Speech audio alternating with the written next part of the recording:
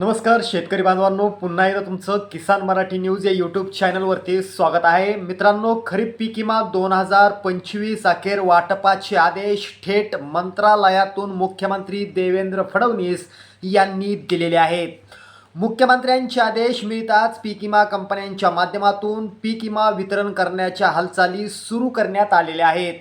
तसेच पीक विमा रक्कम किती आली, कोणत्या पिकासाठी पीक विमा आला आहे, कोणत्या जिल्ह्याला पीक विमा मिळणार आहे, कोणते शेतकरी पात्र असणार, तसंच कोणत्या तारखेला हा खरीप 2025चा पीक विमा मिळणार आहे ते मी व्हिडिओच्या शेवटी सांगणार आहे. त्यामुळे व्हिडिओ शेवटपर्यंत पाहायला विसरू नका. मित्रांनो, प्रथम पाहूया कोणते शेतकरी पीक विम्यासाठी 100% पात्र आहेत ते. नंबर 1, नैसर्गिक आपत्तीमुळे पिकांचं झालेलं नुकसान, हे सर्व शेतकरी पात्र आहेत. नंबर 2, नुकसान झाल्यावर ज्या शेतकऱ्यांनी 72 तासांच्या आत तक्रार नोंदवलेली आहे असे सर्व शेतकरी पात्र आहेत.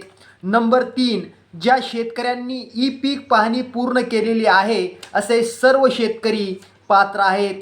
नंबर 4, ज्या शेतकऱ्यांचे बँक खाते आधार कार्डशी लिंक आहे असे सर्व शेतकरी पात्र आहेत. मित्रांनो, आता तुम्ही खालीलपैकी एक जरी चूक केली असेल तर तुम्हाला पीक विम्याचे पैसे मिळणार नाहीत. नंबर 1, पीक विमा भरताना फॉर्ममध्ये चुकीची माहिती दिलेली असल्यास पीक विमा मिळणार नाही. नंबर 2, आधार कार्ड बँक खात्याला लिंक नसल्यास पीक विमा मिळणार नाही. नंबर 3, ई पीक पाहणी केली नसल्यास पीक विमा मिळणार नाही. आणि महत्त्वाचं नंबर 4, पीक विम्याचा फॉर्म भरला नसेल तर पीक विमा मिळणार नाही. आता कोणत्या पिकांना हा पीक विमा मिळणार आहे ते पाहूया. बघा शेतकरी बांधवांनो, नंबर 1 आहे सोयाबीन, नंबर 2 तूर, नंबर 3 कापूस, नंबर 4 उडीद, नंबर 5 मूग, नंबर 6 ज्वारी. या सर्व पिकांसाठी पीक विमा मिळणार आहे. शेतकरी बांधवांनो, आता कोणत्या जिल्ह्यासाठी किती पीक विमा रक्कम आलेली आहे ते पाहूया. आणि शेवटी कोणत्या तारखेला हा पीक विमा जमा होणार आहे ती तारीख देखील व्हिडिओच्या शेवटी पाहूया. त्यामुळे व्हिडिओ अजिबात स्किप करू नका.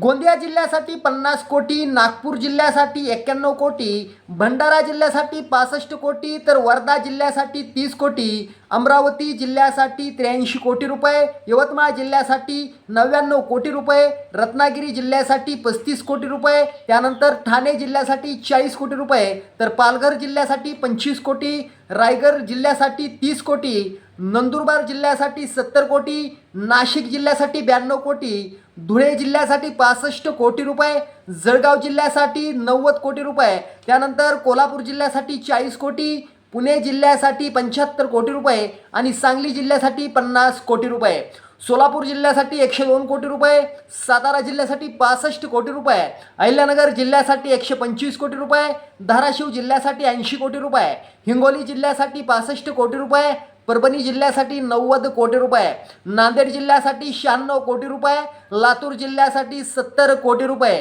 बीड जिल्ह्यासाठी 102 कोटी रुपये, तर जालना जिल्ह्यासाठी 80 कोटी रुपये, छत्रपती संभाजीनगर जिल्ह्यासाठी 100 कोटी रुपये, तर चंद्रपूर जिल्ह्यासाठी 90 कोटी रुपये, वाशिम जिल्ह्यासाठी 70 कोटी, अकोला जिल्ह्यासाठी 80 कोटी, तर बुलढाणा जिल्ह्यासाठी 90 कोटी रुपये या ठिकाणी आलेले आहेत. मित्रांनो, एकूण जवळपास 2600 कोटी रुपयांचा पीक विमा या ठिकाणी आलेला आहे. आता वाटप कधी होणार आहे ते पाहूया. मित्रांनो, प्राप्त GR नुसार व राज्य सरकारच्या आदेशानुसार शेतकऱ्यांच्या खात्यावर दिनांक 6 एप्रिल 2026 वार सोमवार या दिवसापासून शेतकऱ्यांच्या खात्यावरती खरीप 2025चा पीक विमा वितरण सुरू केलं जाणार आहे. असेच व्हिडिओ पाहण्यासाठी किसान मराठी न्यूजला सबस्क्राईब करा. जय हिंद, जय महाराष्ट्र.